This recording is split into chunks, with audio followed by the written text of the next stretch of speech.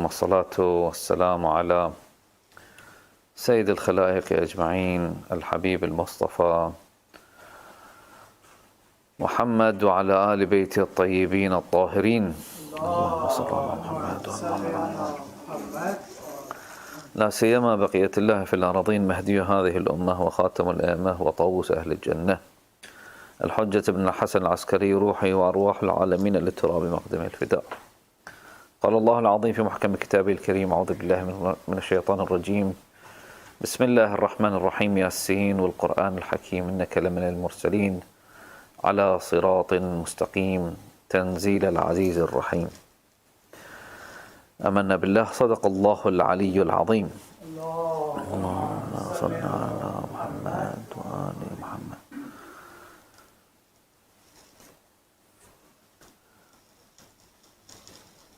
In the light of the recent event that took place in Sweden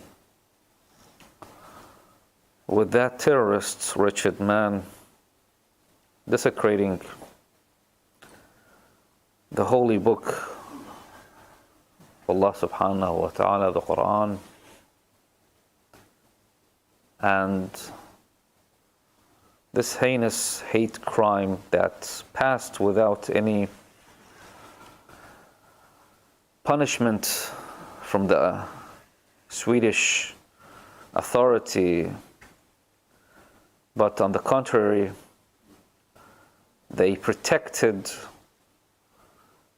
this act with their police force and in a way promoted hatred towards the Muslim globally. First of all, this will not go unpunished by Allah subhanahu wa ta'ala. We've seen that Swedish man who insulted the Prophet sallallahu alaihi wasallam was, I think, last year, that in an accident, he, with his security details, were burned alive in a car accident. And no one in the world mourned them. Not even the people who were cheering him up. Yesterday I saw a video clip of this man saying that he's shivering of fear and cannot sleep at night and fear for his life. One of the things that I say, this is just the beginning. You will see Allah subhanahu wa ta'ala, this is just this life. But the actual fear, you will see it in your eye, and everyone will see it when Allah subhanahu wa ta'ala throw him in the hellfire. Of course, we cannot say what Allah subhanahu wa ta'ala will do, but that's Allah subhanahu wa ta'ala's law. But this should be a wake-up call for us as well. A lot of millions of Muslims throughout the world, whoever has like a grain of honor inside him, was hurt by this heinous act. And a lot of people will pray to Allah subhanahu wa ta'ala to hasten his adab.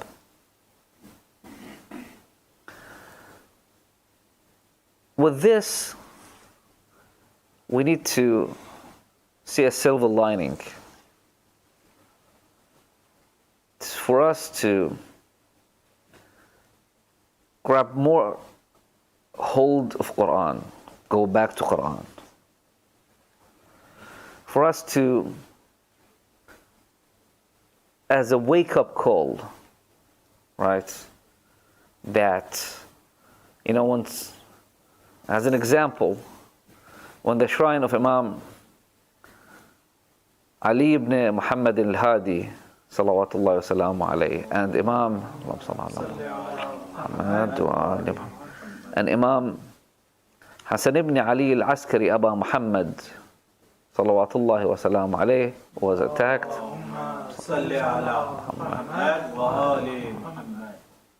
You saw that people woke up that, okay, that these Imams are gharib, are strange. So they start organizing caravans going there more often. On their martyrdom, there are more people going there. The land around the shrines were purchased. A lot of Shia started moving there. A lot of focus in the world from the Shia was on those two Imams, salawatullahi wa salamu alayhi. I still remember, it was in the 90s, if I'm not mistaken. Yes, it was in the 90s.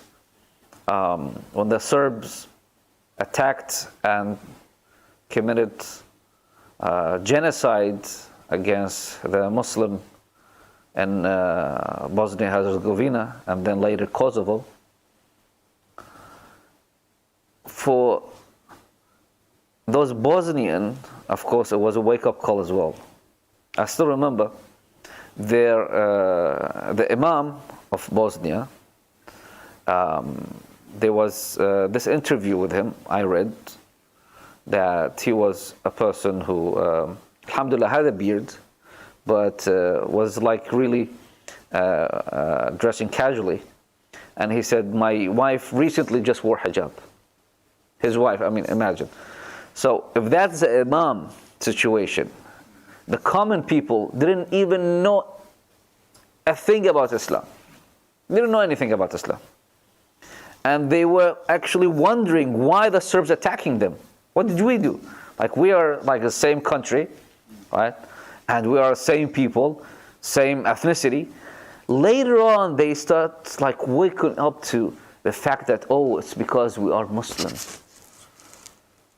They start focusing on following their religion. So when they try to actually deprive them and attacking them because of their identity and because of their belief, who they didn't even know about it, it made them just go back to their belief. And this should also be a reason, not just, of course, for us here sitting, but for our families, to everyone who's listening, and to promote the Quran more, to understand the Quran more, to go back to Quran more. You know, in the aftermath of 9/11, a lot of non-Muslim became Muslim. I've heard even some of the speakers who were like Muslim and defending of Islam now said that we became Muslim after 9/11. Why? So it's like, we want to know about this religion that promote what they say, hate. But we found something totally different. It was all the mainstream media. It was all a lie. And now we know the truth. For the Muslim now, this is what should be an wake-up call to go back to your Quran. Go read your Quran. And inshallah, I want to, not just for all the Muslims, for me as well, to start a series, inshallah, but Muharram is coming. We try to do at least few sessions in this regard of about the Quran and contemplating and through the hadith and through the verses itself about the Quran and the book of guidance, a book that not even a word been changed in it, a word that's been preserved unlike any other books. for 1400 years. A book that is a truly book of guidance, a book that it's the most beautiful book ever existed on this earth. And that is word of Allah subhanahu wa ta'ala. Inshallah, I would like to start with Surah Yaseen, which we have a hadith in both school of thoughts. I think I need to focus on the hadith regarding of the surahs, and just focusing on our narrations and the verses itself, and what we can derive to enlighten our heart and our path. Surah Yaseen, of course, every surah has some qualities, right? For different matters, for different purposes even. As an example, like we know Ayatul Kursi, right? A lot of people recite it for the purpose of protection, and Allah subhanahu wa ta'ala protects them. And there's an entire I've noticed that a lot of Shia and Mu'mineen are focusing on Surah Yaseen, and it's the longest surah they have memorized. Most of the time, you've seen a lot of people have this focus, and it's because of the ahadith and the narration and the qualities of Surah Yaseen that we have a narration in both school of thoughts about Surah Yaseen, that there is a heart for everything, and the heart of Quran is Surah Yaseen. That if someone recited during the day, he will be protected until the night. If someone recited during the night, he will be protected until he wakes up. And if someone recited and dies at that day, he will go to heaven, inshallah. So make sure to recite this 5 minutes, 6 minutes long surah. And of course, the best way of reciting Surah Yaseen is by looking at the Quran itself, because your eye will be enlightened, it will be strengthened.